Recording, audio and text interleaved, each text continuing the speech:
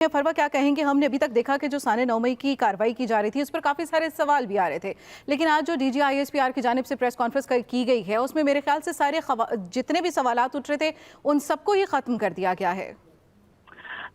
DG ISPR की, जैसे कि मैंने इससे पहले जब मैं ऑनलाइन पे मौजूद थी विपत में, मैंने बताया था और जावेद चौधरी साहब ने भी कमोबेश वही बात की है कि ये एक वाज़े पैगाम है सुप्रीम कोर्ट को और उन जजेस को कि जो हमें लग रहा है कि किसी लिहाज से किसी पार्टी को फेवर कर रहे हैं, करते आ रहे हैं।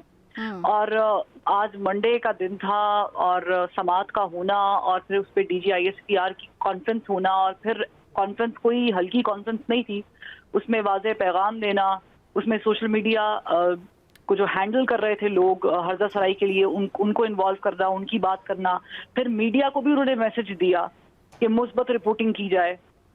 तो उन्होंने एक ही प्रेस कॉन्फ्रेंस में बहुत सारे सेक्टर्स को बहुत सारे क्लियर मैसेजेस जो हैं वो दिए हैं। लेकिन अगेन मेरा वहीं पर मुद्दा है कि हम इस चीज़ की मुखालिफत करते हैं। जो 9 मई को हुआ हम कंडेम करते हैं कि ऐसा नहीं होना चाहिए था। इस मुल्क में बार बार आइन नहीं तोड़ा जाना चाहिए, या बगावत की सेडिशन जिसे हम कहते हैं वो नहीं होनी चाहिए।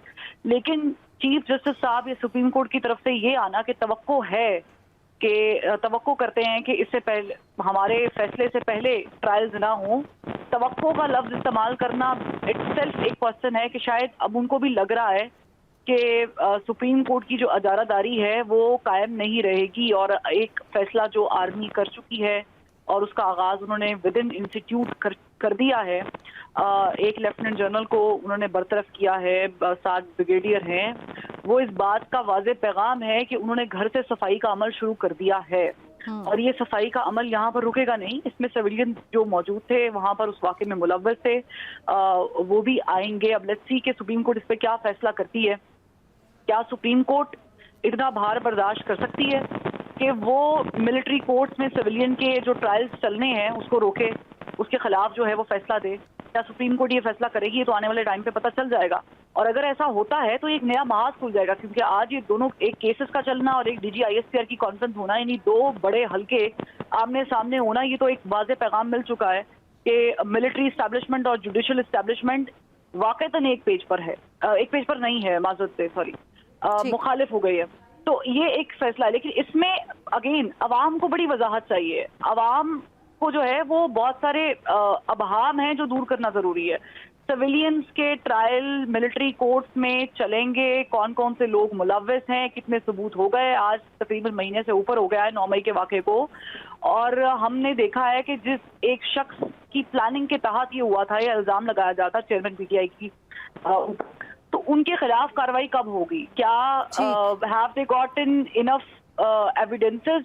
तो वो अवाम के सामने रखना बड़ा जरूरी है ताकि लोगों को ये जो एक कंफ्यूजन है वो दूर हो जाए, ताकि आने वाले वक्त में ना कोई ऐसा कदम उठाए और ना ही कोई सुप्रीम कोर्ट का दरवाजा खटखटाए कि उनके जो ट्रायल्स हैं सिविलियंस के वो मिलिट्री कोर्ट में नहीं चलने चाहिए और करार वाकई सजा होनी चाहिए।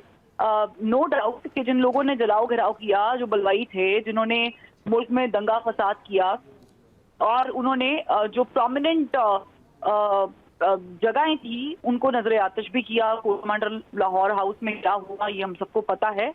Again it's a clear message from DG ISPR, not only DG ISPR, from an institute जो पाकिस्तान का हाईली रैंक्ड इंस्टीट्यूट है, वहां से एक वाज़े पैगाम आ गया है। बट लेट्स सी कि जिस एक शख्स की बात बार बार हो रही है कि जिनकी पार्टी में ये सब कुछ तय हुआ, क्योंकि देखें अगर आप प्रेस कॉन्फ्रेंस करके ड्राई क्लीन हो जाएंगे और फिर ये कहें कि जी हमारा उनसे ताल्लुक नहीं, तो ये भी क्वेश्चनेबल है। लेकिन अगर वो मुलव्वस है तो उनके खिलाफ कार्रवाई होनी चाहिए, और अगर होनी चाहिए तो फिर उसके सबूत जो है